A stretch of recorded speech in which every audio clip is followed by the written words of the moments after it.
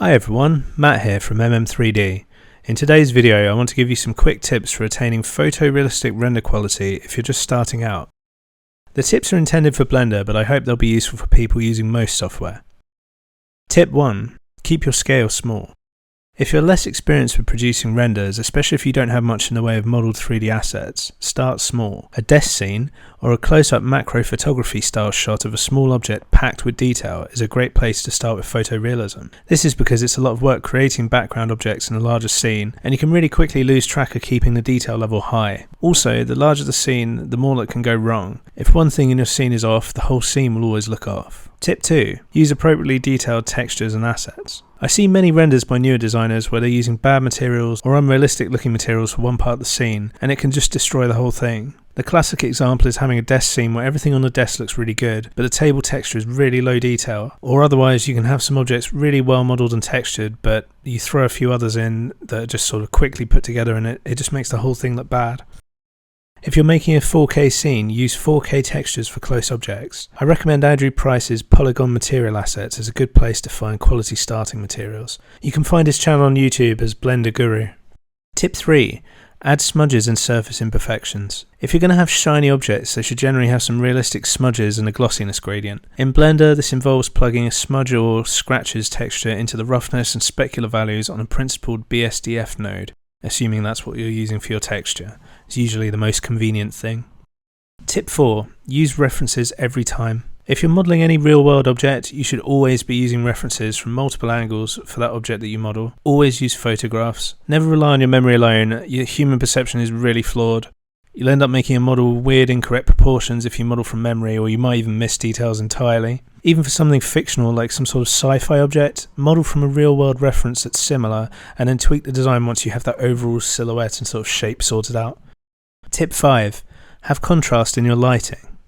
I see loads of interior renders in particular that people are trying for realism in, but they look too bright uniformly or too dark uniformly. Real life lighting never looks like that. Much of the detail in the render will actually show best when you use less lighting in certain places and when you have subtle realistic lighting falling into the scene like it would in real life. A really good course for learning these principles is the cinematic lighting course by Gleb Alexandrov. Studying good photography can also help with lighting and composition for the scene. It's good to follow the principles of 3-point lighting to start. I would say it's one of the strongest setups. You can also use a weak HDRI as a fill light for the whole scene. So the 3-point lighting, you basically have a key light, a fill light, and then a rim light as they call it. And when you look this up, it's a really nice uniform way of making your scene look good, especially if you use a technique called reverse key lighting where your strongest light is coming from the back.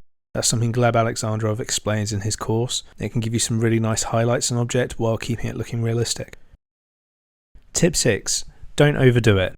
Reflections, lighting, colour saturation, and the attractive overall composition of the image and the items in it are all important for realism. Unfortunately, it means a lot of people tend to overdo it. Scenes that are too colourful or too packed full of bouncing light, or you have bright beams of light coming down everywhere, or too many objects everywhere, it just starts to look unrealistic. If too much light is gleaming off a reflected object, just tone it down. If it's too colourful, reduce the saturation in post-processing. You don't want to go too far with that either, you just want to strike a balance. Tip 7. Use real-world scale. You should always work to real-world scale unless there's some mitigating factor for you to not do that. A mitigating factor would be producing a simulation or something similar, which tend not to work well unless it's scaled to a massive size in Blender. Even then, you should keep track of the scale change and scale down after you've made the simulation. The reason to stick to real-world scale is that one object that's too large or too small will completely kill the realism of a scene. I made a log cabin once, which was a render I really liked, and I realised afterwards that the pens on the table were about twice as big as they should have been. And now I notice it every time I look at the scene. The pens look far too big and it makes everything look weird. Tip 8.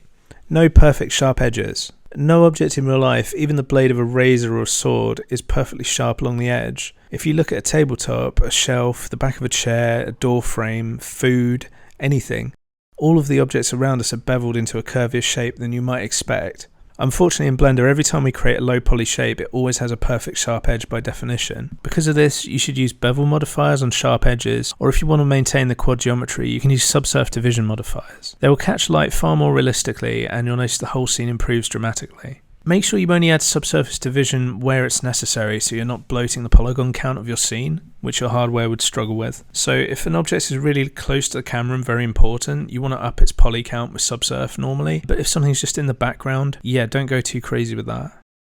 Tip number 9, don't overdo depth of field. Depth of field is really powerful and I use it a lot. You should always have some depth of field in most images anyway, because a camera will always naturally have some depth of field. Cameras can't focus on everything at once, but don't overdo it and have the background insanely blurry unless you're doing a really close-up image. Too many people use it, just get lazy with the background of their image, and they just do it to cover detail up, which looks really bad.